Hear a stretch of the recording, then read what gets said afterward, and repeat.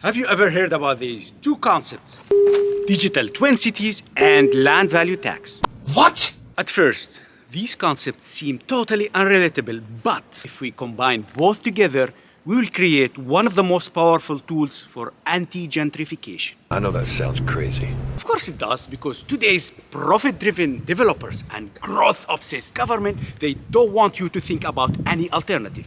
They want you to think that gentrification is a must, but it's not. You are watching stripping architecture. You wonder how we can fight back gentrification with ideas out of the box. Well, actually, this video is for you.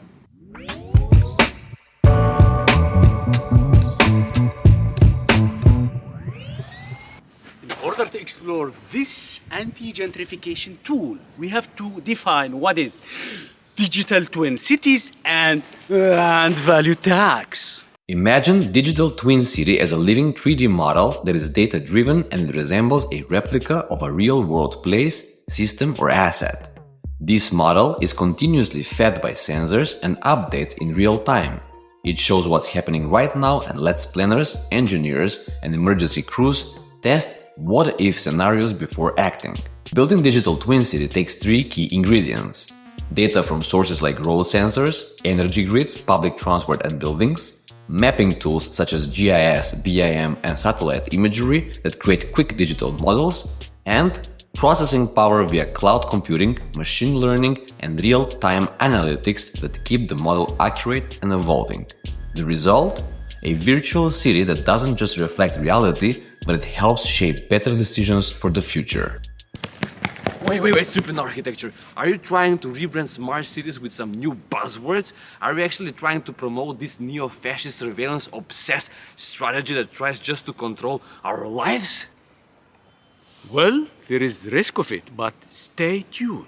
Cities are living networks. Roads, rail, power, parks, people, all in constant flux. Digital twin cities are virtual replicas of these systems and give planners a real-time way to see and predict how cities work.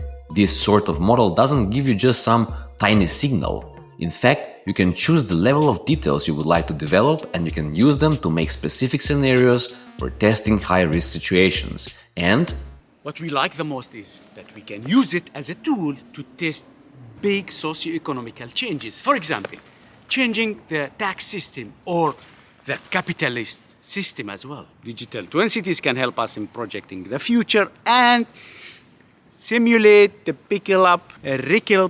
simulate Ripple effect. Okay, and simulate a ripple effect on different changes. Now, here is the thing. Digital twin cities are heavily connected to smart cities. Why? Because they depend a lot on massive collection of data and tracking human behaviors. And here's where the problem starts.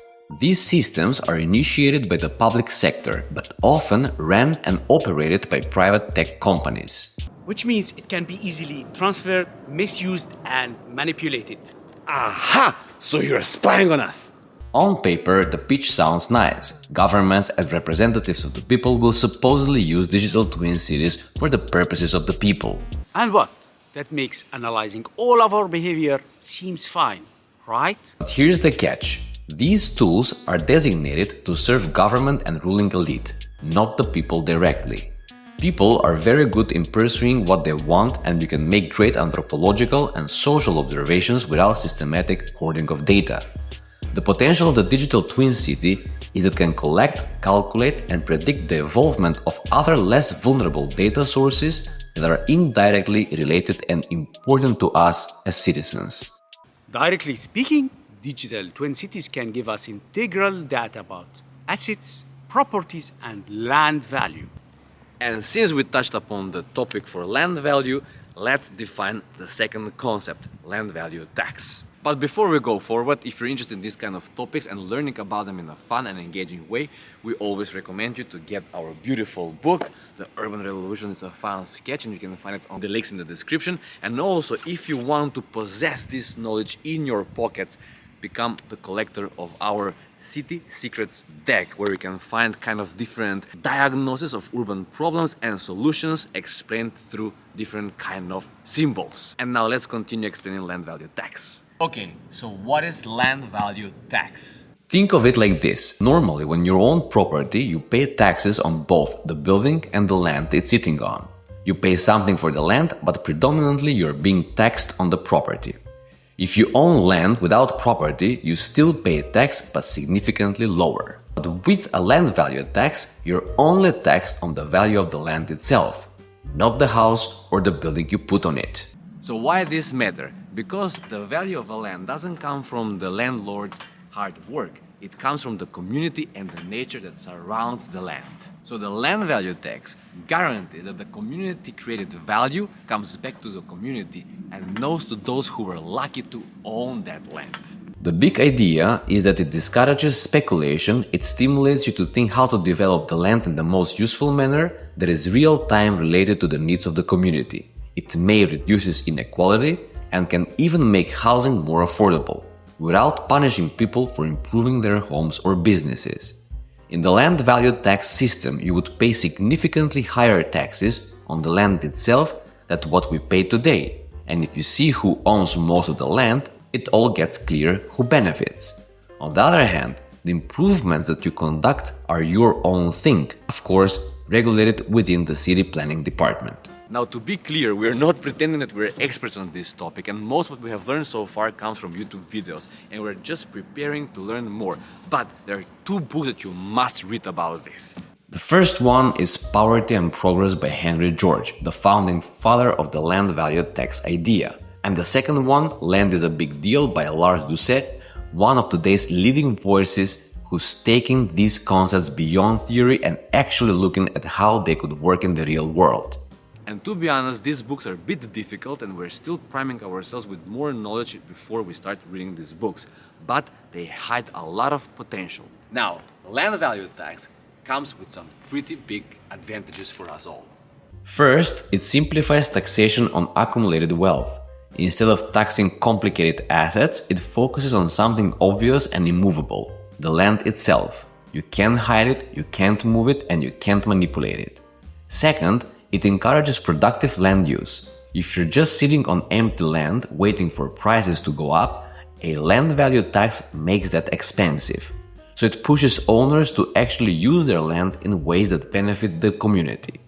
And third, it discourages speculation. No more holding prime land hostage just to profit off of rising values. Since you know we are obsessed with degentrification of our cities, there is something critically important to note here.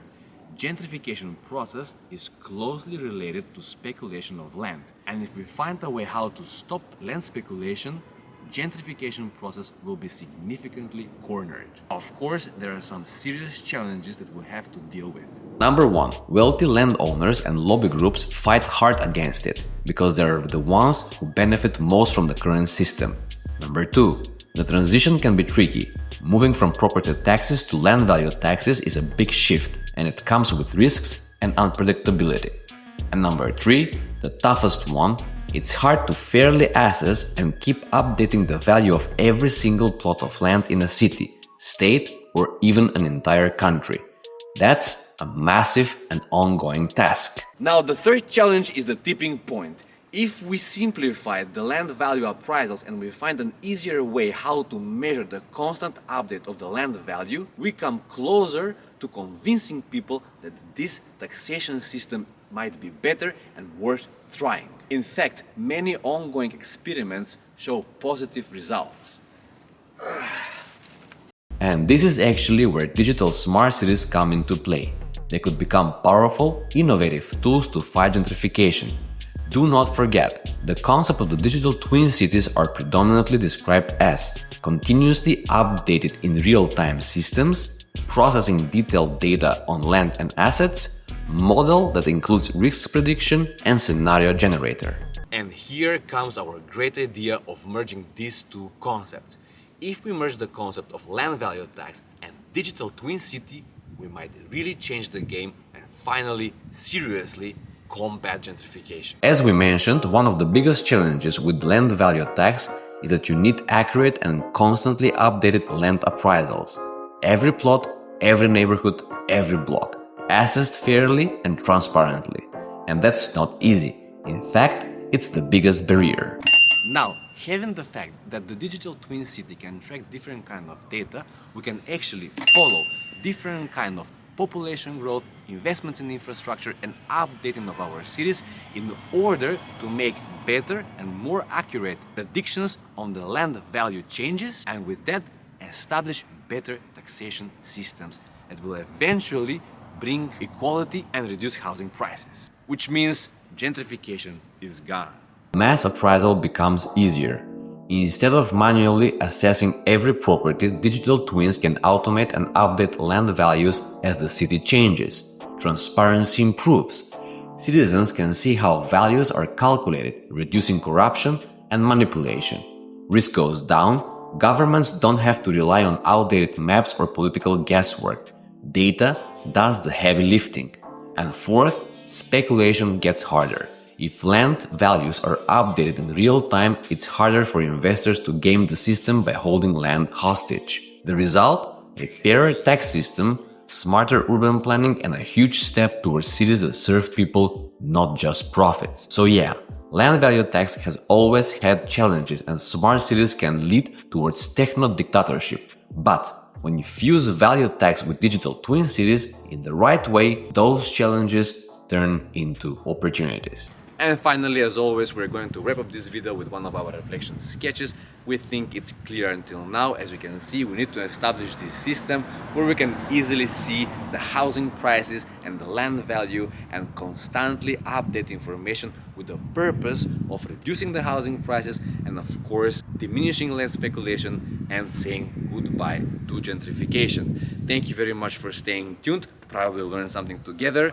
Give your feedback on the comments, subscribe, share, get our books, become the collector of City Secrets deck, and we love you.